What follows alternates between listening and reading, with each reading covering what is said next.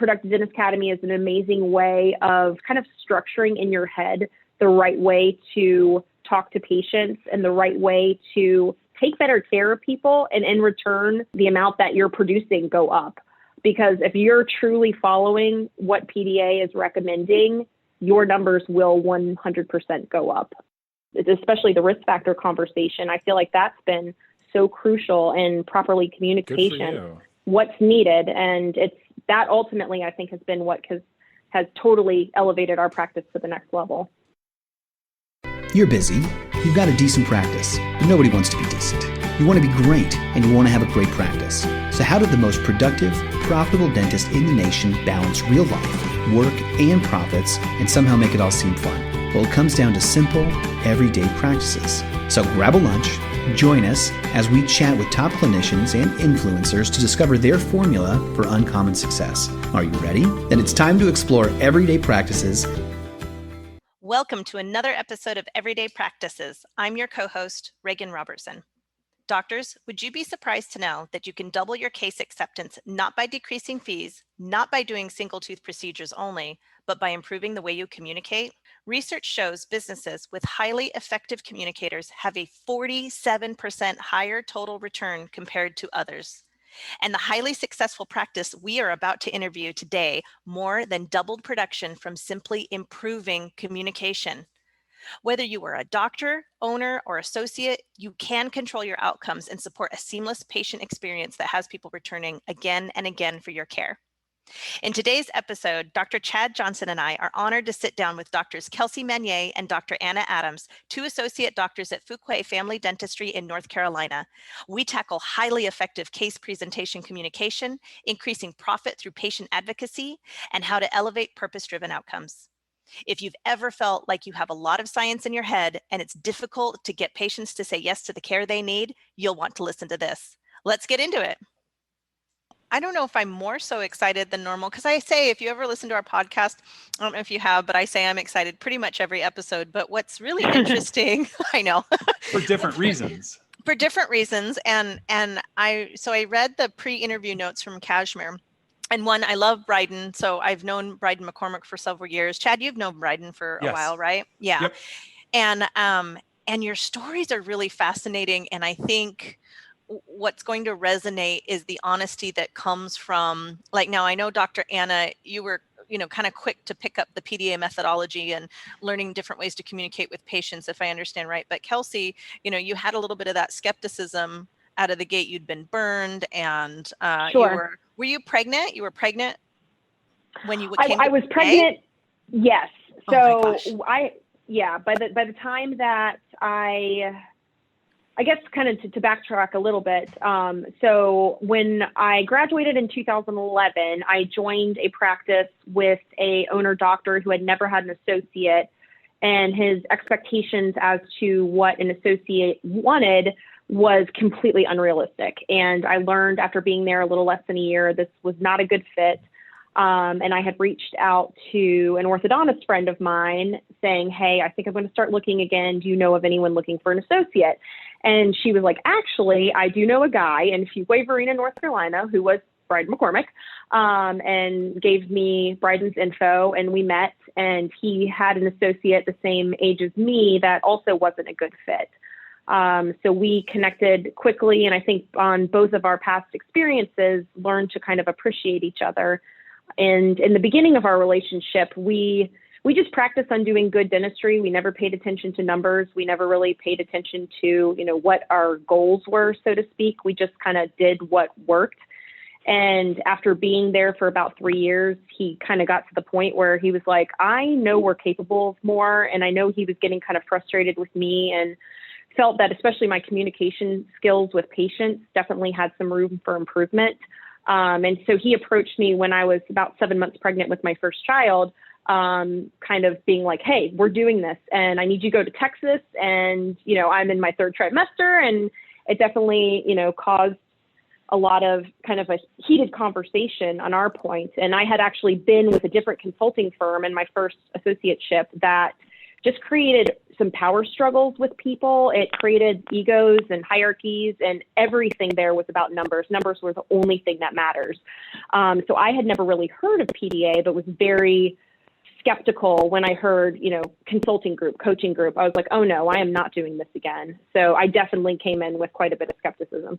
And that's where, so for me, that was where I really wanted to go deep into the story, because this is all part of a journey. I mean, it really is. It kind Absolutely. of unfolds and blossoms as it goes. And as I was sharing, Kelsey, with Chad and Anna right before we began recording, I have my son in the other room with me. He's 6 years old because it's a day off and my husband's traveling Yes. for work. And I'm like, okay, it's me. And I went through 2 pregnancies while I worked full time. So Kelsey, how did you just negotiate all of these changes that were coming around? So you'd been with Bryden for a while, you felt the heat and a little bit of that frustration, like things were going to have to change, and you were in your 3rd trimester of pregnancy. What did it take mentally for you to kind of say, okay, and shift and go through this?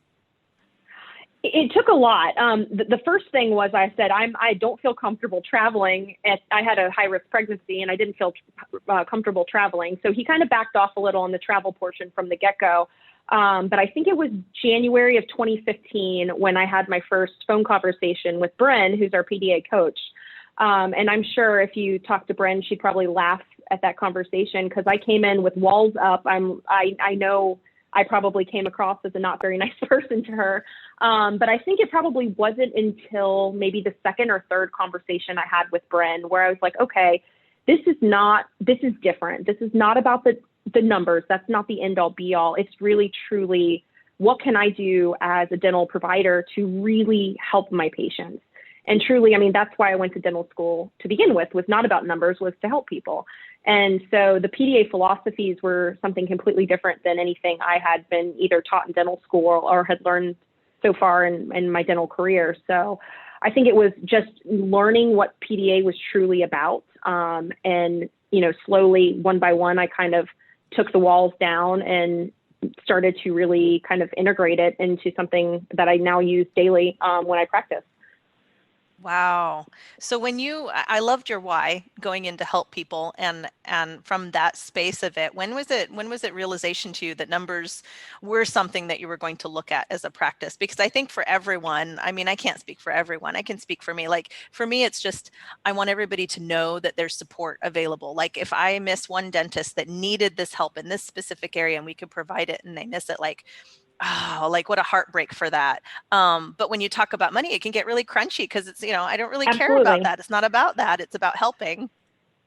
Yeah, I completely agree with that. So January 2015 was when we kind of slowly opened the door to PDA, and it was a very gradual transition throughout that calendar year.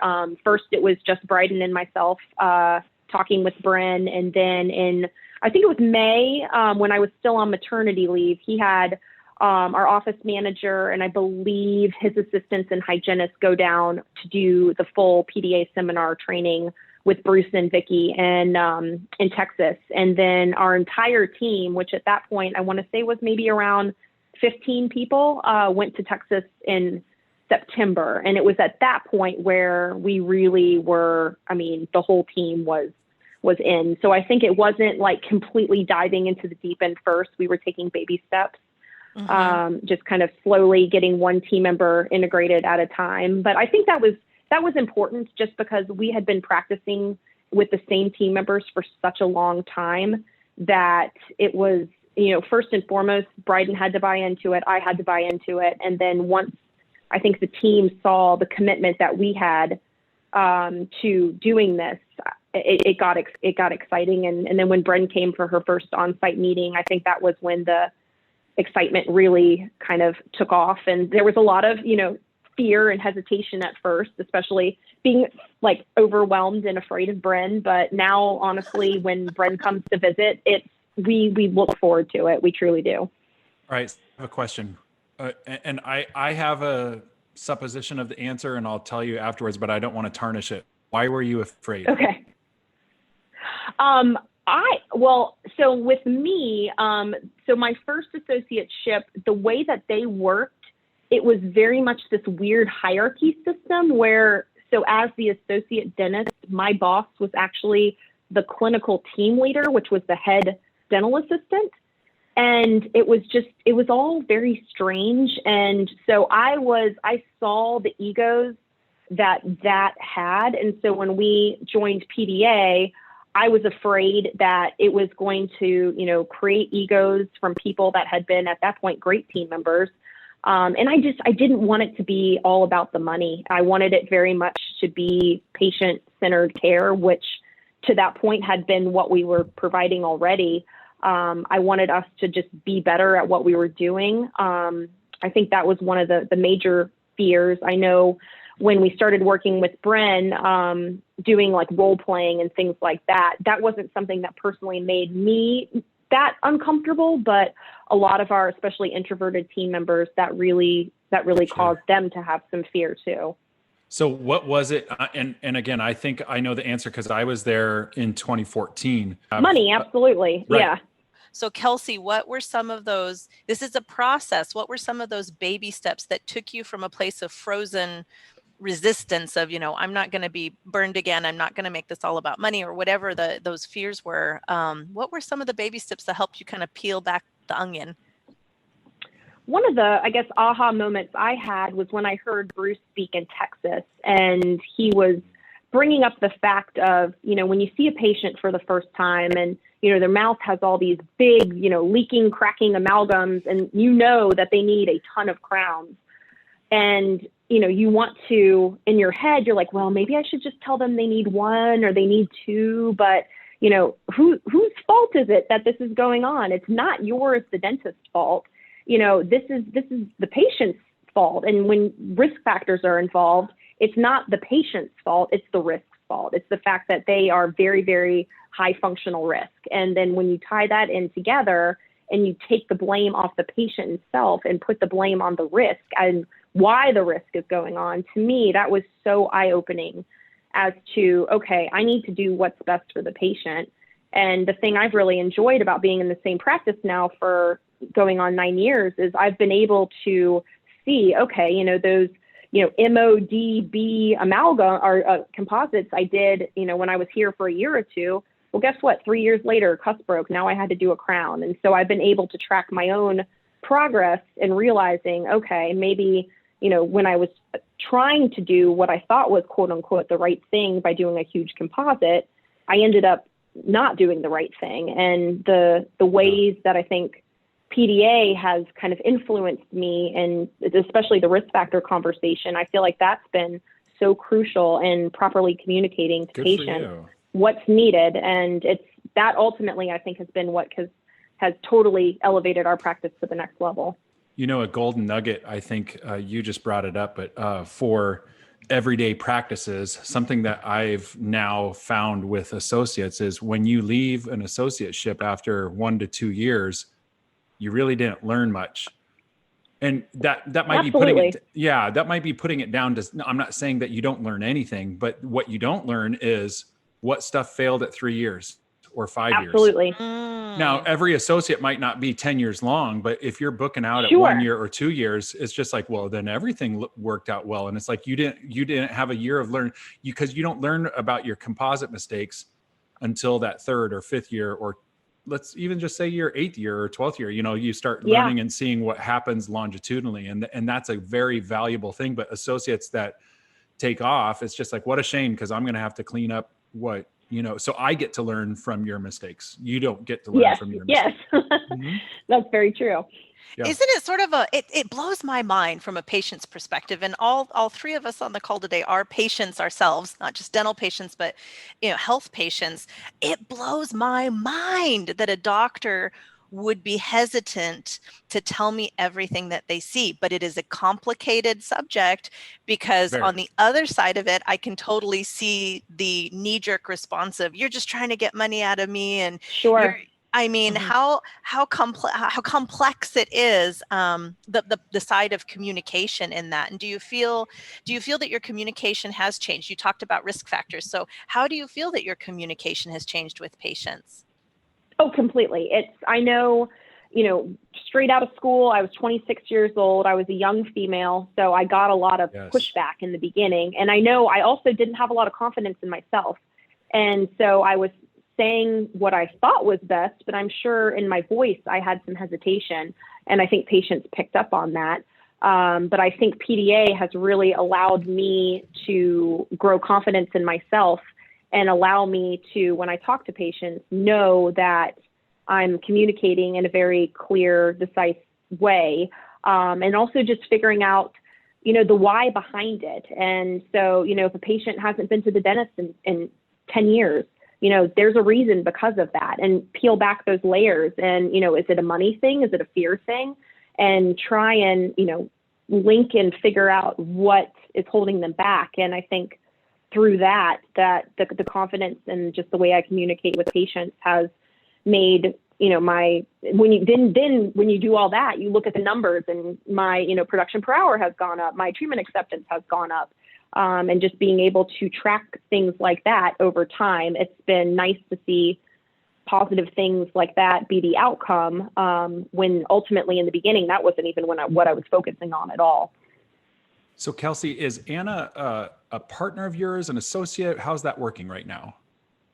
So technically, I guess the three of us are all kind of partners together. So we, Bryden is, I guess he was the owner. I was brought on after he had the practice for 3 years. And then Anna joined us about 3 years ago. And we had gotten to the point where our hygiene calendar was so booked out, it was taking over 6 months to get someone in that called, which was a great problem to have, but we knew we needed someone else. And so when we brought Anna on board, I think Anna's been the perfect complement to the two of us. And we're all three extremely different. And that's when I love when people that come and kind of observe our practice are able to see is, if you sit outside of the room and listen to Bryden, Anna, and myself do comprehensive exams, we all are, talking and doing things completely different, but the message in all three rooms is the same. So we've found ways to all be true to ourselves, but also use what we've learned to PDA. So Dr. Anna, are you on the mic right now? Yeah. Yep. Okay. So were you fresh out of school when you came to the practice? How'd that go? Yeah, so I graduated from dental school in 2016. I did a GPR out at the Seattle VA for a year. Moved back to the Triangle area, and I joined an associateship. And so I also joined a practice where I was an associate. Same as Kelsey, it wasn't the best fit. At 5 months, I jumped ship, and I was like, oh my gosh, get me out of here. I do not like this. So it's fun. How's that working for you as a younger female dentist? I mean, can you associate with Dr. Kelsey on that, in that regard, that sometimes people will either fold their arms and be like, no, wait a second, my last guy hasn't found any cavities, and all of a sudden you found 2, and you're telling me that it's because, it's stuff like that. How's your experience been with that, and how do you handle that? How are you taking that, good or bad? Oh, 100%. When I first started, I felt the exact same way. And then also going against me, I'm petite, and I feel like my voice can be a little bit higher sometimes. And I certainly didn't have her confidence. So that was 100% the patients that I struggled with the most were these older men that were moving down from, up north, New Jersey, New York. They come in for new patient exams. I would find, quite a bit that was going on in their mouths, and I struggled with the structure of my new patient exam because I probably struggled with that structure. I wasn't quite able to relay what I was seeing. I struggled with the verbiage, and I kept having, it was the same patients over and over. It was these 60-year-old men that would leave after that hour-and-a-half appointment that would not schedule. Yep. And I had several of them would ask me about my experience level. I had one guy that wanted me to write down the number of root canals I had done, the number of crowns that I had done. But, the great thing about, once I started learning kind of the PDA way and the structure for the new patient exams, that changed a lot. And very similar to Kelsey, it just gave me a lot of confidence when I was conversing with those patients. You know what blows my mind? And I say this to accentuate the point. No one's ever asked me, I get a pass. And it's really unfortunate because I employ a lot of female dentists. Okay. And I like to bring them into my sphere, but it does aggravate me that I'm just like, you guys put up with so much garbage. And I'm like, I never put up with any of this. And a part of me wants to think that it's not true because I haven't experienced it myself until they're on my team. And I'm like, no, I take offense to that. And it's not even happening. Like, what's your advice to, younger female associates in learning their verbiage and just basically how would you advise them to bring their A game to that difficult 60-year-old male patient from New Jersey? Right. I think it all just boils down to confidence and then also just not putting up with it. So, at the beginning when a patient was like, how many crowns have you done? Ooh, I don't know. I want to see the male doctor. I'd be like, I've done quite a few. I've been got this for a year and a half. I promise, I'll take good care of you. But I completely switched that verbiage into more of just, I'm telling you what you need. I am trained in this area. I'm very good at what I do. And I think just presenting it in that way and not leaving any room for discussion is kind of the best way to handle that. Don't even go down the rabbit hole of talking about, this is how many procedures I've done. It's more of I'm very capable and confident in the dentistry that I receive. And if you don't want to be seen by me, then you can go to a different practice. Because at that point, you're validating the whole issue altogether. Correct. Yeah. As and opposed then the great to, thing, I am licensed. Tough luck. Right. Yeah. And then the great thing about, working with Bryden is that Bryden, doesn't put up with that at all. No. And, if a patient wants to be seen by him, not us, he's like, no, you tell them that this is when he was, the owner, he was like, I hired you guys for a reason. You guys are great at what you do. If they don't want to see you, then they can go somewhere else. Yep. Because I stand behind you guys, which was nice. This is really interesting. I understand we are a dentist podcast, but my career is not in dentistry other than the decade that I've been, auxiliary to dentistry. But so my background, Anna and Kelsey, is I grew up as a kid. I was very interested in graphic design. So I went into graphic design and marketing. And it's almost triggering just to hear you say how you started out your career that way with gentlemen, because one of the things for me is from kind of taking it from the design standpoint is they would ask me those exact same questions.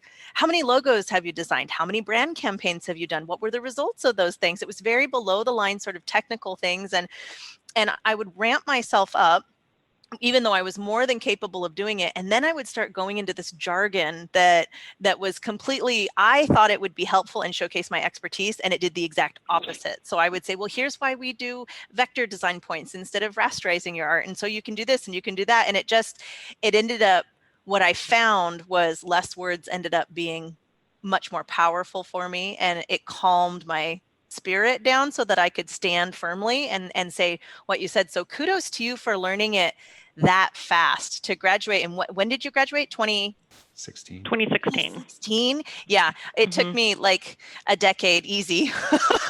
I was just catching on after a decade into it. So I'm pretty impressed that you picked up so fast. I definitely had the guidance of Kelsey and Bryden. So that was huge because I'd come back and I was like, it happened again. So that is awesome though. Yeah. And to piggyback on what you guys are saying, I do strongly agree that there's so much help when you have an army of people behind you. And I think the fact that the three of us work together has been so beneficial. And the fact that, we've had PDA to guide us. And then also, I've listened to your podcast in the past, and Dr. Grace Yum, who I know was on your podcast, being a part of her Mommy Dentist and Business Group with over 8,000 now female dentists. That has been so eye-opening to me because I will struggle and then I'll see a girl post something. I'm like, I'm struggling with the exact same thing you are. And that's been another avenue that I think has built confidence in just women that are going through these same issues. Yeah. So Kelsey, how did you describe learning this new methodology to Anna? Like put us in Anna's shoes. And then Anna, I want to hear how you took it. Oh, yes. This will be really fun. Okay. I think we were kind of transparent from the get-go of, hey, this is kind of how we do things. This is a little different than you've probably done before. But I think having Bryn on board from day one and having, when we sat down and, talked to Anna for the first time, then having Bren talk. But I think the very first thing that we did when we met Anna was we brought her in and just had her look at some random patients' charts and was just like, hey, look at this. Tell me, what would you do? And Bryden did the exact same thing when he brought me on board. And I think just making sure that you have kind of a common treatment planning philosophy from the get-go is the most important thing as a team of doctors, to make sure, you're all kind of on the same page. But I think the expectations for Anna, I think from day one was just kind of, this is how we do things. So, be ready. So would you agree, Anna? I would 100% agree. Yes. No. Oh, sorry, go on. Yeah, well, no, that's I was harmony just gonna, right there. yeah, I was gonna say exactly, like, how did it, so from being in your shoes, from your perspective, when you heard this, I mean, obviously you were inspired because it sounds like you adopted it fairly fast. What did you hear? What was exciting to you? Yeah, so overall, like, it was very exciting for me because, like I said, I feel like the thing that I learned the most, or not what I learned the most, but what I most value almost from PDA is the structure that it provides, not only to that new patient exam flow, but to the office in general. And that's where I think I struggled, is just having that structure. But I'll be honest, so I joined the practice, instantly fell in love with, Fuquay Family Dentistry, the staff, the mentorship of McCormick and Meunier. But I know they have, those phases of learning. And I felt like I was in that disillusioned learner phase for so long because I was new to dentistry, right? So, still kind of learning everything, kind of getting my feet under me. I was new to this practice and, working with the people here. And then I was also new to PDA. So it was all like this, the newness kind of was all at the same time versus kind of Kelsey was able to get used to the practice. Now everybody does things for a few years. And then it was like, okay, now we're switching over to PDA. And I just remember at the beginning, I was so frustrated because my schedule wasn't getting full and I was going through everything. I was recording myself and I would go into talking to new patients and I would review it afterwards with the PDA coach. And, I was constantly, on different conference calls being like, this is this patient, this is what happened. These were the risk factors. What should I have done differently? Tell me what to do differently. So I very much utilized PDA and Bren. She was wonderful for me. I grew so much. But I mean, I would say for the first, Kelsey, what do you think? For the first 4 months? I mean, I feel like you guys could tell that I was upset that I was just. Yeah. 6 months especially was, I think, from what I witnessed from you, I could tell it was kind of tough in the beginning. But I think it was around the time that you were here for about a year that I felt like you just completely took off, and it's been no looking back since then. Yeah. So I mean, an open-ended question, both of you. How did Bren change that culture? I mean, you guys have to change the culture, but how did she foster it? I think basically holding us accountable. And so, the fact that when we are reviewing things at team meetings, I mean, there's numbers involved, and obviously it's not all about numbers. But Bren has been really good at figuring out kind of where the weak links lie.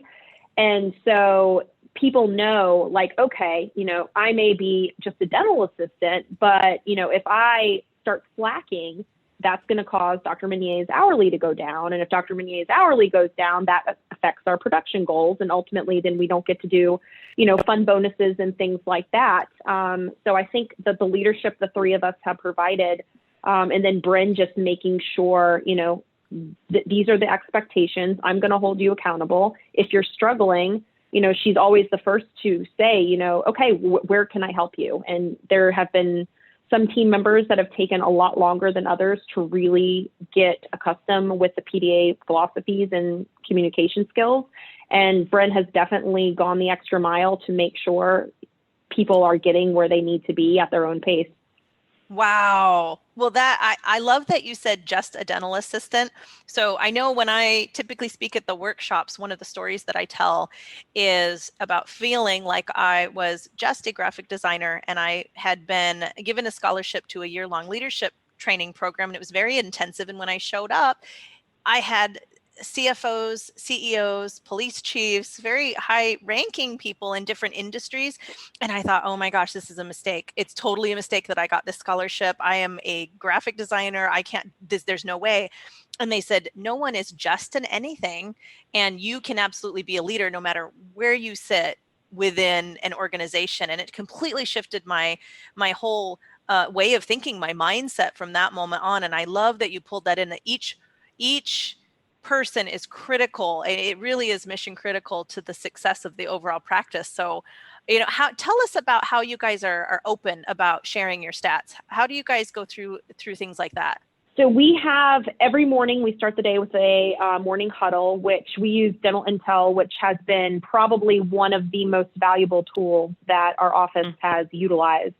So we use the morning huddles that are kind of formulated by Dental Intel, just kind of going over the schedule as a whole. We really track, one of the main things is unscheduled treatment annuity that's coming out of our hygiene rooms. So we'll go individually look at those patients that have outstanding treatment that has not been scheduled. And then we have biweekly team meetings where we really kind of dive into stats. We distribute the stats kind of evenly amongst the team, so everyone is responsible for reporting something. So it's a good way of just making the whole team kind of well aware of where we're at with different things. And I think that's been helpful because everyone feels like they have a job, and, if they're not there, then someone isn't going to know their stats. So that's been, I think, a crucial part of making the whole team feel involved. That's incredible. How do you tie it with, it's interesting to me because when I see this, all of a sudden the stats feel completely different to me. Do you do stats that, around patients' health? How do you kind of measure the health and the community impact that you're making? Or do you talk about it like that? I don't necessarily think we phrase it that way. But I think from day one, our mission and, what our core values are, they all stem amongst taking great care of our patients and being health advocates for our patients and giving our patients what they truly need. And so I think that's been what we stand behind completely. And you're not going to last in our office if that's not something you truly don't believe in as well. Mm-hmm. So that's been, I think, one of the most important things to kind of keep us going is just kind of in the back of our heads. And we do talk about number stuff, but I think any person that's in our office for, longer than a few days will understand, we talk about numbers, but the reason those numbers are occurring is because we're doing what's right for the patient. So what has this done for the culture, like your team culture? How have you, Kelsey, I guess another two-part question. So from your perspective, Kelsey, from going from kind of the bad experience you had into this and the journey, how do both of you feel that the culture's been impacted? I feel like and we've had difficulty with a couple, random like hygiene positions we've needed to fill, of finding people that really are invested in this way of treating patients. And in order to be happy here, in order to succeed here, you have to 100% be on board with this. And we've had some people that have, tried out and, hey, it wasn't quite their way of working, and that's okay.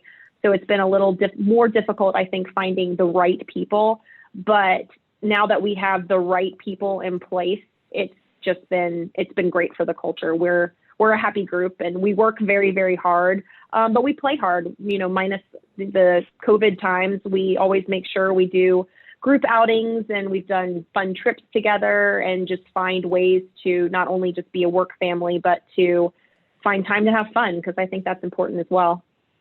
Yeah. And just to kind of piggyback off that, I think, the best thing that, the best trait I feel like amongst all of the staff that work here is like everybody's a go-getter. Everybody Absolutely. is very self-motivated. And so I'm just thinking, when I brought on, my assistant and hygienist, because the great thing about Dental Intel is you can track treatment acceptance, which is a huge statistic that we use at our office, because it's not a statistic of, how many crowns did Dr. Adams versus Dr. Meunier, get scheduled, or how much, how many SRPs is this certain hygienist doing? It's showing you like, this is what was presented in the room and this was what it was, accepted. And you can break it down for me, I can look at the total amount that I presented in a month, and then I can break it down to each hygienist, and to the assistants. And I can tell you, when I first brought on my assistant, she could tell you pretty much every day what her treatment acceptance was out of her chair. And she looked at that herself. And that was huge. And so that was a huge motivating factor for her. She's like, I don't want to be the lotus on this totem pole. Yeah. And then, and with some of the hygienists that, didn't quite work out, they didn't care. They didn't care that their treatment acceptance, they were only getting scheduled 12% out of their room. They're like, oh, well, it was a tricky patient. Oh, yeah, they just didn't really want to move forward. Oh, money's an issue, which is fine because that's an issue frequently. But when you see the same statistic month after month, when everybody else is in the 50s and you're in the 12s, like and I said, they're working with the same patients in the same category. Correct. And then, and we have just found that, in general, the staff that don't care about that, then they're the ones in general who, haven't quite worked out. But the hygienists that we have currently, they're wonderful because I have, I just recently have 2 new hygienists, and both of them at the beginning, if they didn't have a patient that was scheduled, they'd come to me, same I used to do with, my PDA coach, Bren. They'd be like, hey, what went wrong? Why didn't these patients schedule? Like, what should I do differently next time? And that's wonderful. And that's doing it themselves, which is, I think is, great. And that's a big culture here at our office, which I really appreciate. So your team becomes more like a champion where when the coach comes in, whether that's Bren or you guys as the owners or whatever, but when you guys say, we're going to go for championship level, then the people weed themselves out that are like, I'm really not into championships. Then you have to play a longer season, and I'm going to have to I'm going to have to clock in extra time. And then I have to build a trophy case. And then I'd have to, show up for news broadcast. What an inconvenience. Extra pay. That's just no fun. I'm just not into that they would self-select out of that. Right. It just becomes the culture, and it's silly when you say it that way. It's like, who wouldn't want to be part of a championship team? But it's like, but there are people that prove that they don't want to be part of championship teams. Am I wrong? Yeah, That's some people correct. some people just want to go into work, which is completely fine, and have a stress-free work environment and just clean teeth all day, and that's all they want to do. They don't want to delve into risk factors. They just want to, roll in, roll out, and if that's what you want, then this isn't the practice for you. Right, because you, on the other hand, are not taking good care of patients. You're taking great care of patients. Mm-hmm. So here's a follow-up question just regarding, what we've talked about. So there are associates out there who are being paid on what they produce or collect or whatever. What would you say to them about personally making an investment into learning Productive Dentist Academy philosophies? Each of you. So I think, honestly, especially younger dentists that aren't, 100% set in their ways, people like myself that was, I guess it was 4 years out of school. You may have tried some different methods and you might not have found what has worked for you. I feel like Productive Dentist Academy is an amazing way of, like Anna said, just kind of structuring in your head the right way to talk to patients and the right way to take better care of people, and in return, see, the amount that you're producing go up. Because if you're truly following what PDA is recommending, your numbers will 100% go up, and you aren't going to feel like you're necessarily doing anything different. I think my production per hour over the course of a couple of years ended up doubling, and it wasn't because I all of a sudden started adding a bunch of stuff to my skill set. It was strictly because I started utilizing communication tools that PDA was teaching. And I think it would be an amazing investment because it's going to, whatever you invest in your training through it, you're going to produce and therefore collect an income substantially more than that. And you weren't just hunting down extra fillings that didn't need done. Exactly. Not at all. You've really, I think both of you have crossed something that's really monumental, and I need to put a bold and an underline under it because I've seen people, in their 60s and 70s, and I think, Kelsey, you kicked it off talking about ego, concern about ego, and there's pride with that too. if you aren't willing to be open to doing something better, if you're not willing to say, I did it this way, I failed, or for whatever reason, they didn't accept treatment, or my procedure failed, or XYZ, and go back and say, what could I have done differently? I think a lot of people miss out on an entire world of difference that can be made from just asking the question. I agree with you completely on that. Wow. You guys are doing an incredible, incredible job, both of you. I think you're going to help a lot of doctors with this particular episode. Thanks for being on our podcast and gracing the airways, because it's really, you guys are doing the good work. Woohoo. Well, thank you. Thanks, guys. We try. Well, Dr. Bruce calls it being uncommon. So it's a very, if you haven't heard it already, it's a very common PDA phrase. Being uncommon is somebody who does not clock in and out. They're not interested in, like, I think, Anna, did you say that, rolling in and rolling out? They really, right. they're committed. They're committed to doing the very best that they can. And I would say that both of you are great at being uncommon, and it's a real pleasure to see North Carolina being served so well, and and our fellow PDA members that get to hang out with you. So I hope that we'll be able to meet in person again soon, so we can all actually physically have a high five. Yes, that would be wonderful. We are missing the in-person interaction, that's for sure. All right. Well, that was a fantastic episode, and thank you both for being here. That's it. That's a wrap. Bring your lunch or take us to the gym again next week to improve your everyday practices. Also, subscribe on iTunes, follow us on social media, and sign up for our email list. Now get out there and win with everyday practices.